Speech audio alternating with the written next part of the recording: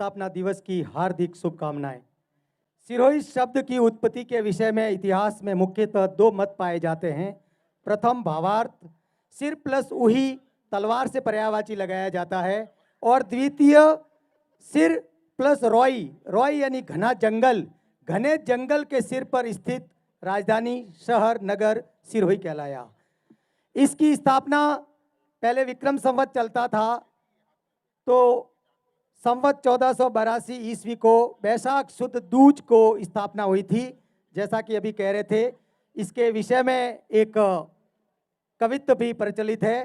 संवत 1400 बरस 82 बखाने, बैसाख शुद्ध दूज जको गुरुवार ही जाने, श्री नरप चढ़े शिकार धरा पश्चिम हालियो, सांचाणे खरगोश फाल दे पाछो फरियो, सूरमी जगह देख नृप मन में विचारी, सहसमल राव शोभा तने सिरोही स्थापन करी। उस दिन इस नगर राजधानी की स्थापना की, और जो 524 साल तक देश की आज़ादी 1947 को हुई, उसके बाद भी 5 जनवरी 1949 तक भारत संघ में विलय होने तक 524 साल तक यह राजधानी रही, लंबे समय तक।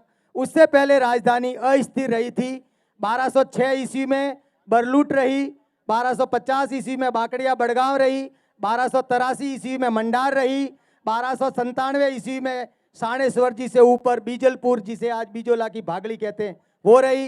1307 में चंद्रावती रही, 1311 में आबू पर्वत, 1395 में उमरनी, 1405 में खोबो की सिरोही, और 1425 ईस्वी विक्रम संवत 1482 में वर्तमान सिरोही नगर राजधानी रही।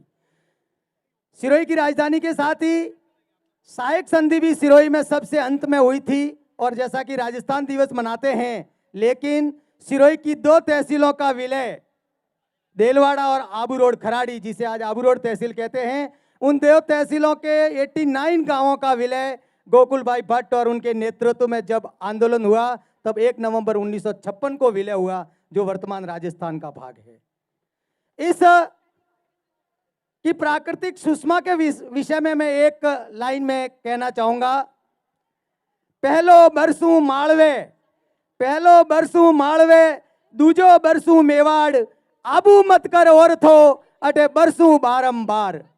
और मध्यकालीन इतिहास में यहाँ के शासकों ने कभी भी केंद्रीय सत्ता के सामने झुके नहीं, इसलिए कहावत है, ये पंक्ति प्रचलित है, अवर नृप पत शाह आगे होई व्रत जोड़े हाथ, नाथ उदय पर नी नम्यो, नम्यो नी अर्बुद नाथ। और जब ब्रिटिश काल में आबू 1823 में सहायक संधि के तहत दे दिया गया था अंग्रेजों को, तो उनके विरुद्ध भी जनमानस में ब्रिटिश विरोधी भावना उस समय भी उनके लोकगीतों में झलकती है।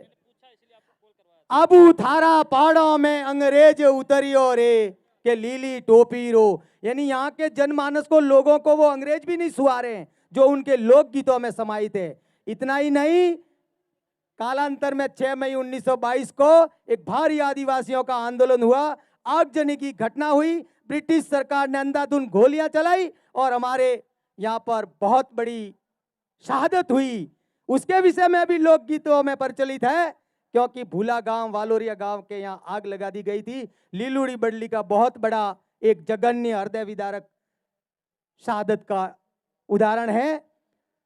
भूलू ने वालोरियू, भूलू ने वालोरियू, भूलू गोम बेड़े रे, धोमो भाइयों धोम जो, गोरो गोला झीके रे, भूलू बेड़े, भूलू बेड़े, भूलू गोम बेड़े रे। बेड़े यानी जलना।